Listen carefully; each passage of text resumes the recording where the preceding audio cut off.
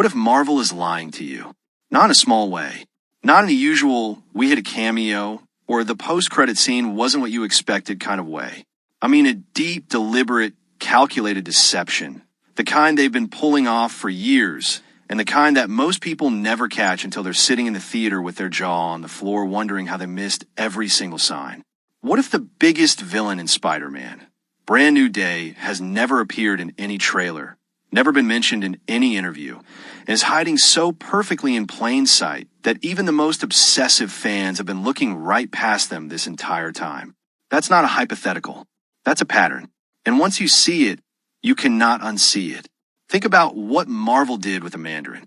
They put Ben Kingsley's face on every poster, every TV spot, every piece of merchandise.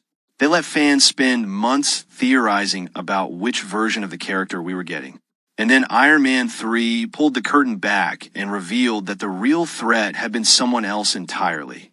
Someone who never announced themselves, who operated through proxies and theater and misdirection. Think about what they did with Agatha Harkness in WandaVision. She was right there, on screen, in almost every episode. Friendly neighbor, concerned friend, until she wasn't. Think about what they did with the Winter Soldier. A ghost, a myth, an impossible figure used to destabilize everything before Steve Rogers even realized who he was fighting. Marvel has made an art form out of the hidden villain. And right now with Spider-Man, Brand New Day, I believe they're doing it again. I believe they're doing it better than they ever have before. And I think I know who's behind the curtain. But before we get there, before we go deep into the rabbit hole, let's talk about what the trailer actually shows us. Because on the surface, Brand New Day looks like a straightforward Spider-Man story. Peter Parker, alone in New York, no one remembering his name, no Avengers on speed dial, no safety net. Just a young man in a red suit trying to figure out who he is after No Way Home stripped everything away. And surrounding him, a gallery of threats that look, at first glance, like the main event. Scorpion is back, and he's furious. Armored up, clearly upgraded, moving with the kind of violence that suggests someone has been making him stronger. Tarantula is there too, agile and lethal. A villain whose whole identity is built around predatory speed. Boomerang, who comic readers know has a complicated relationship with Peter Parker, sometimes enemy, sometimes reluctant almost friend, appears in the chaos in a way that raises questions about which side he's actually on. And then there's Tombstone, massive, unstoppable, the kind of presence that makes the whole city feel smaller just because he's standing in it. On paper, that's a lot of villain. On paper, that should be enough. But here's the thing that bothered me the moment I finished watching that trailer for the first time. None of them feel like the end game. Scorpion is rage without strategy. Tarantula is a weapon, not a mastermind. Boomerang has always been more street-level chaos than grand orchestration. And Tombstone, as terrifying as he is muscle. He's always been muscle. He's the enforcer, not the architect. So if all of these characters are on screen, all of these threats are real, all of this chaos is happening, who is directing it? Who benefits from every single one of these predators being pointed at one specific target at the same time? Because that level of coordination doesn't happen by accident. That requires someone with resources, with intelligence, with a very specific and very patient plan. And that person, whoever they are, is the one I want to find. Let's start with a name that most casual fans have probably never heard. Dr. Jonas Harrow. On the surface, he sounds like a minor character, the kind of villain who gets one issue and disappears. But Harrow's actual role in the Spider-Man universe is one of the most quietly disturbing things in the comics. He's a disgraced surgeon, a genuine genius who lost his medical license after conducting unauthorized experiments on human patients.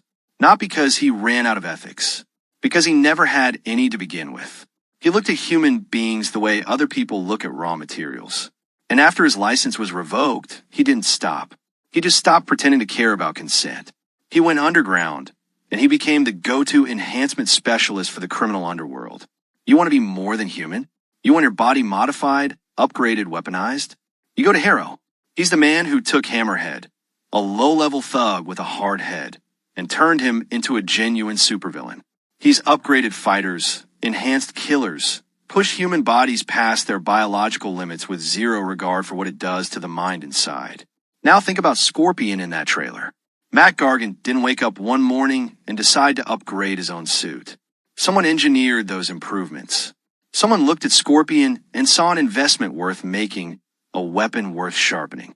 And Harrow's entire career has been built around exactly that, seeing people as tools to be refined rather than humans to be protected. What if Harrow is the shadow contractor of Brand New Day? What if every single enhanced villain we see in that trailer, Scorpion, Tarantula, whoever else shows up, what if they all pass through Harrow's lab at some point? What if he's running a kind of villainous black market, upgrading criminals and pointing them at a single target, collecting payment from someone further up the chain? The scariest villains in any story aren't the ones with the biggest punches. They're the ones who never have to throw on themselves. They're the ones who build the weapons and let other people pull the trigger. Harrow fits that profile perfectly. But he's just the beginning. Because while Harrow might be the one enhancing the foot soldiers, there's another kind of threat lurking in the background of Brand New Day that operates on an entirely different level. Spencer Smythe. If Harrow is the surgeon of the underworld, Smythe is its engineer, and his obsession is not money, not power, not territory. It's one specific name, Spider-Man. Spencer Smythe created the Spider Slayers, a series of increasingly sophisticated robots and mechanical systems designed for a single purpose. Not to capture Spider-Man, not to study him or use him, to destroy him. He built his hatred into machines. He turned his grief and his obsession into an arms race against one person, and he poured every ounce of his genius into making sure that when his creations came for the wall crawler, there would be no escape. And when his own health began failing, a consequence of the radioactive materials he worked with constantly, he didn't slow down. He worked faster, driven by the knowledge that he might not live to see his victory, but his machines would carry it out regardless. In a film that is fundamentally about Peter Parker being hunted, stripped of allies, stripped of recognition, navigating a city that has no idea who he is, the introduction of technology specifically built to track and eliminate Spider-Man is not just a threat. It's a statement of intent. Smythe's Spider Slayers aren't indiscriminate weapons. They're targeted. They're personal. They're built with the specific biological and behavioral signature of one man, and they do not stop. In the trailer, they're the moment, a brief shot that most people watch once and move on from, of what appears to be a drone with a scanning array sweeping through a damaged building. The red sensor sweep, the mechanical precision of the movement, the way it seems to be searching rather than attacking. That is not Scorpion's technology. That is not Tombstone style. That has the fingerprints of someone who built machines specifically to hunt a spider. And if Smythe's technology is already in play at the beginning of this film, it means someone activated it. Someone paid for it. Someone pointed it at Peter Parker and said, "Find him." But here is where the theory starts to take a turn that I genuinely was not prepared for when I first started putting this together. Because there's a villain in the Spider-Man comics whose power set is almost too perfect for what Brand New Day appears to be building toward. And almost nobody is talking about her. The Spider Queen. Her real name is Susan Hatros, and she is a mutant. One of the most uniquely disturbing mutants in Marvel's history, with the ability to control every insect on the planet through a psychic connection. She can feel them. She can direct them. She can weaponize them. But the part that matters for this theory, the part that changes everything, is what she can do to anyone with insect-based DNA. And Peter Parker, since the day a radioactive spider bit him and rewrote his biology at the cellular level, has exactly that. She has a direct psychic link to him. In the comics, she used that link to turn him into a weapon, to override his instincts, to reach into the neural pathways that govern his spider sense and scramble them completely, to make him doubt every reflex he has ever trusted. Now think about what Brand New Day is thematically about. Peter Parker is a man without an anchor. No one remembers him. He has no history in this city, no relationships to fall back on, no one to call when his mind starts to fracture. He is, psychologically speaking, the most vulnerable he has ever been.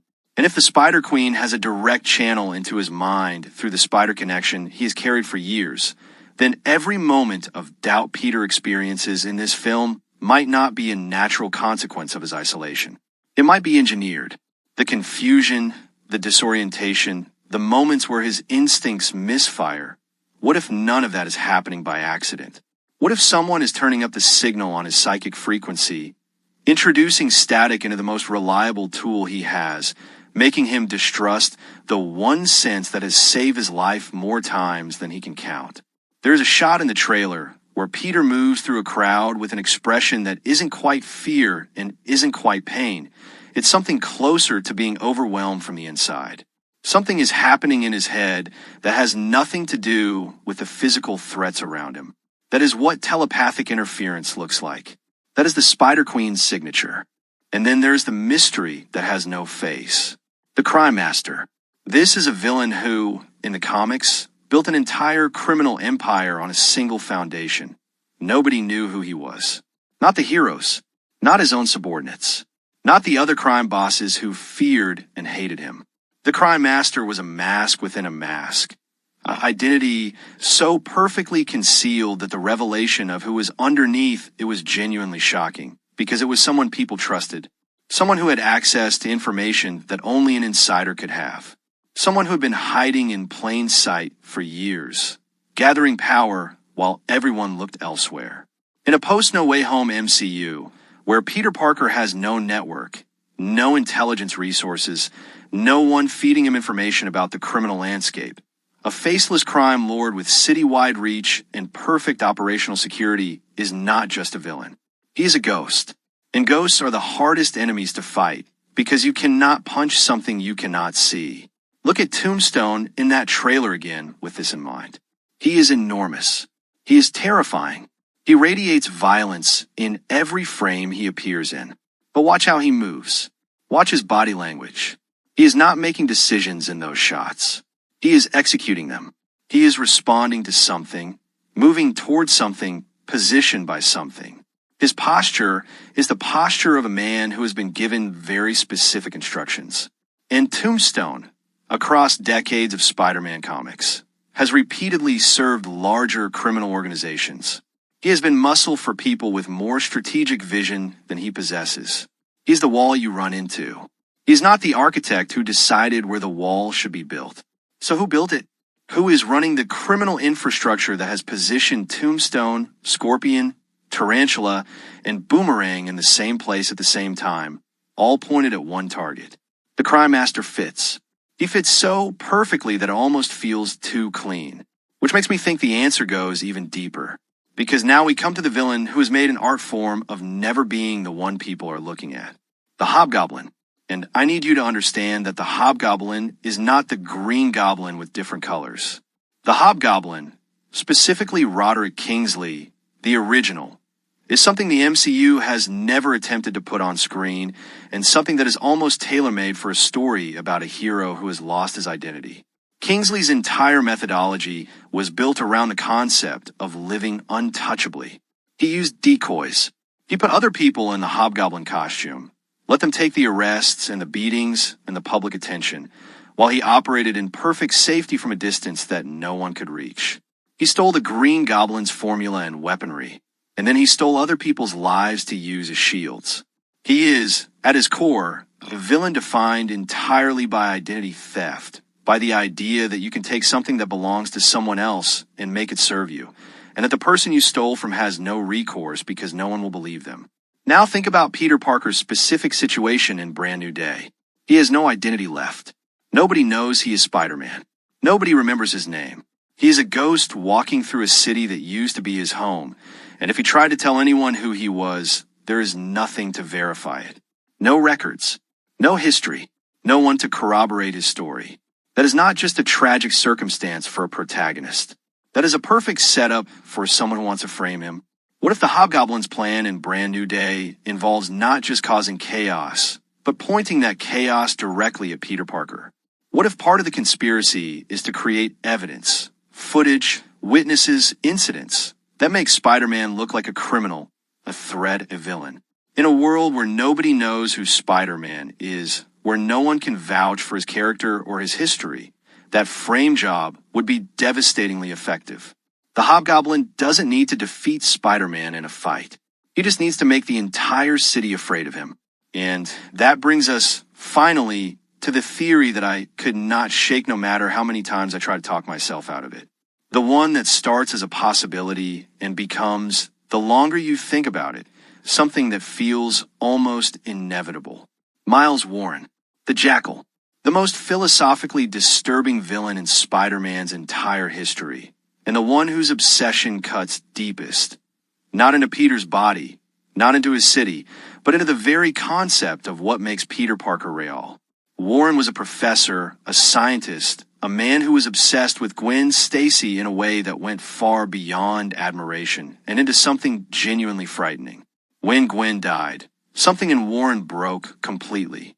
And what he did with that broken piece of himself was channel it into one of the most catastrophic scientific achievements in Marvel history: human cloning. He cloned Gwen. He cloned Peter. He created perfect biological copies of both of them. And then he spent years orchestrating a crisis so profound, so destabilizing, that Peter Parker himself could not determine which version of himself was the original. The Clone Saga is remembered as chaotic and controversial, but at its heart, it is a story about one man's ability to use science to commit identity theft on a cosmic scale. Now hold that idea next to everything we know about Brand New Day. Peter Parker, post No Way Home, is a man without anchors. He has lost his history. He has lost his relationships. He has lost the social infrastructure that confirmed his identity every single day just by existing around people who knew him. He is, for the first time, a man who only exists to himself. And the Jackal specialty is precisely this: targeting people through the question of whether they matter, whether they are real, whether the world needs the original when a copy exists that might be better, happier, more stable, more capable of living the life that the original lost. What if Brand New Day ends not with Peter Parker defeating a villain in the traditional sense, but with a clone of Peter Parker, one who has all of his memories, all of his love for the people he lost, all of his heart, being presented to the world as the real Spider-Man? A Spider-Man that MJ remembers, that Ned recognizes, that New York can actually embrace. Because this version of Spider-Man comes without the weight of the tragedy the original has been carrying. What if the Brand New Day that Miles Warren wants to create is a world where Peter Parker is replaced so perfectly that no one can tell the difference? And what if the real Peter, the one who remembers everything, the one who has survived everything, becomes the anomaly, the threat? The person who shows up claiming to be the hero in a world that has already chosen someone else to wear the mask. This is not a conventional villain plot. It is not about destroying Spider-Man. It is about making Spider-Man obsolete. And in a film whose title literally means starting over, beginning fresh, wiping the slate clean, that thematic alignment is not a coincidence. Marvel does not name films carelessly. They chose those words. They chose Brand New Day knowing exactly what that phrase means in the comics. And I think they chose it because the Jackal is coming. And he's bringing something with him that no amount of webs or super strength or spider sense is prepared to handle. But here is the theory that I keep coming back to, the one that ties every thread together in a way that stops being a theory and starts feeling like a roadmap. What if it is not one villain? What if Brand New Day's secret is that the hidden mastermind is not a single character at all, but a coalition, a web of connected players, each operating in their own lane, each serving a function, all moving toward a single endpoint that none of them may even fully understand? Harrow builds the enhanced soldiers. Smythe provides the hunting technology. The crime master organizes the criminal infrastructure and provides the funding and the cover. Hobgoblin manufactures the misdirection, creating the public narrative that makes Spider-Man look like the problem rather than the solution. Spider-Queen destabilizes Peter from the inside, making every instinct he has unreliable. And then, when Peter is isolated and doubting himself and hunted from every direction and framed in the public eye, when he is at the absolute lowest point, the most desperate moment, the place where any offer of relief would feel like salvation, the Jackal arrives. With an offer, with a solution, with a brand new day. And the offer is this: stop being Spider-Man. Let the better version take over. Let the world have the hero it actually wants, the one without the trauma and the grief and the isolation, the one who can remember people and be remembered in return. All Peter has to do is walk away. All he has to do is accept that the world has moved on and his place in it has been filled. It sounds like surrender, but the Jackal would frame it as mercy. He would frame it as the kindest thing anyone has ever offered Peter Parker, a chance to rest, a chance to just be a person rather than a symbol. And after everything Peter has lost, after No Way Home and the spell and the complete destruction of the life he built, I think there's a part of Peter Parker that might consider it, just for a moment, just long enough for it to be terrifying. That is the story Brand New Day might actually be telling. Not a fight between a hero and a collection of colorful enemies. A crisis of identity so deep and so carefully engineered that by the end of the film, the audience might be asking the same question Peter is asking. What actually makes someone real? What makes someone worth saving if the world has already forgotten them? If a perfect copy of you existed, one who had everything you lost, one who the people you love have already chosen, would you fight to take your life back? Or would you let the world have the version of you it prefers? I genuinely do not know if this is where Brand New Day is going. But I know Marvel has been building to something since the moment Doctor Strange cast that spell and the world forgot Peter Parker's name. I know that kind of setup does not exist without a payoff. I know that a character as psychologically rich and as narratively isolated as post-No Way Home Peter Parker is not a starting point. He is a target. Someone designed his vulnerability. Someone saw an opportunity in his emptiness and started building toward it long before a single frame of Brand New Day was ever filmed.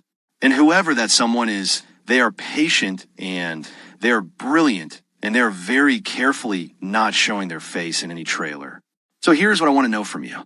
Drop a comment right now. Who do you think the real villain of Brand New Day is? Is it Harrow, operating from the shadows as the architect of enhanced criminals? Is it Smythe and his relentless, mechanical obsession? Is it the Spider Queen, already inside Peter's head, turning his greatest gift into his biggest liability? Is it the faceless crime master, the invisible hand behind every criminal move in this city? Is it the Hobgoblin, using Peter's forgotten identity as the perfect frame? Or is it the Jackal, Miles Warren, quietly preparing to offer Peter Parker the most dangerous gift imaginable? And if I am right about the coalition theory, if all of them are connected and all of this chaos is building toward one final offer, one moment of choice, then the real question Brand New Day is asking is not whether Spider-Man can win. Is whether Peter Parker will choose to keep being Spider-Man at all. Because if Marvel is building what I think they are building, the battle in this film is not on a rooftop or in the streets. It is inside one young man's heart. And I do not think he is ready for what is coming. Neither are we.